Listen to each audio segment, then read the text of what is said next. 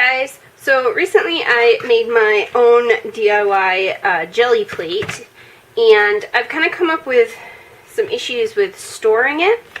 Now, I had originally poured it into this container because it had a nice flat bottom, and I was storing it in there, but I had originally, when I let it sit for 24 hours and I pulled it out and started playing with it, I was having problems with it being too tacky and the jelly plate kind of peeling up a bit. So I decided to let it sit out and dry a little bit in the container. But then I noticed that it started to dry a little too much and the edges started to get a little hard. So I needed a solution for storing it in a nice airtight container.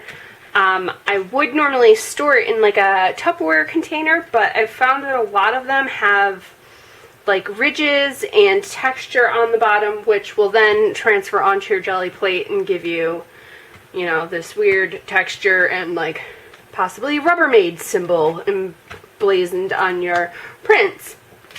So what my solution was is I took some film transparencies to go over my jelly plate. The ones I have are for inkjet and laser print. I would suggest getting the laser print ones because they're smooth on both sides. The inkjet ones have weird textured film, which will probably come off on your jelly plate.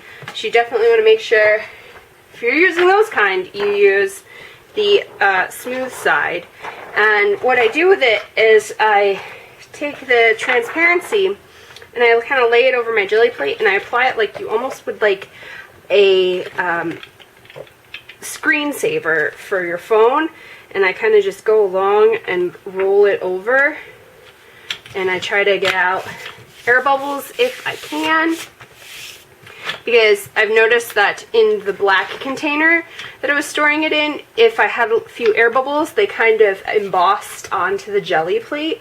So getting out as many air bubbles as you can will save you from that. And then flip it over and take another sheet and do the same thing on the other side. And just kind of line them up so that it's relatively the same size when you're done. And just roll it through and press it out. And then, because of the transparency, it makes it like really like sturdy, so it doesn't really bend and flop around like when the jelly plate wasn't in between it. You know, it was really floppy, and this kind of keeps it straight and sturdy. And then you just want to take it and put it in a Ziploc bag, and that'll keep it from drying out.